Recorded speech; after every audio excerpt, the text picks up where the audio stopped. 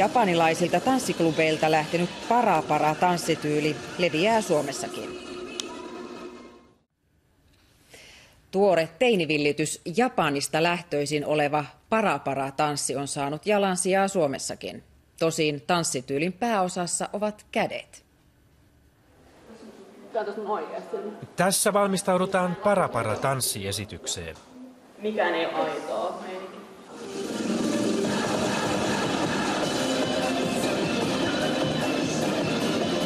Japanilaisilta tanssiklubeilta länteen saapunut para-para saattaa näyttää tavalliselta jumpalta, mutta sen liikeradasto on huomattavan tarkkaan määriteltyä.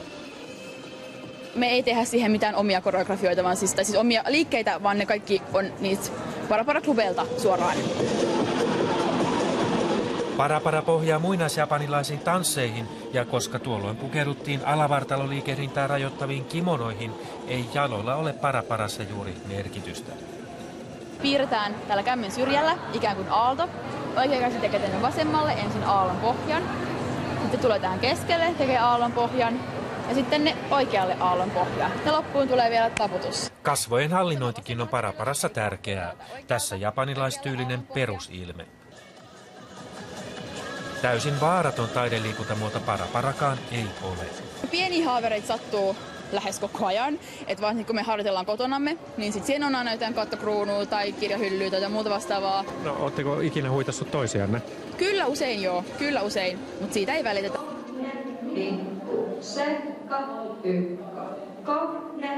Para-paran aktiivientusiasteja on Suomessa 200, mutta määrä on nouseva. Ja kuten Japani-intoilu muutenkin, on para-parakin lähinnä tyttöjen juttu. Esimerkiksi Amerikassa suurin osa tanssijoista on miehiä, että en mä sitten tiedä, Suomessa on vaan enemmän naisia. Para-paran syvin olemus on hyvin yksinkertainen. Että tässä kuuluu nollata itsensä ja nimenomaan selvinpäin, että ei tarvitse siis ryypätä hirveästi ja sitten vasta uskaltaa heittäytyä silleen menemään, vaan tässä mennään heti alusta lähtien ihan hölmönä.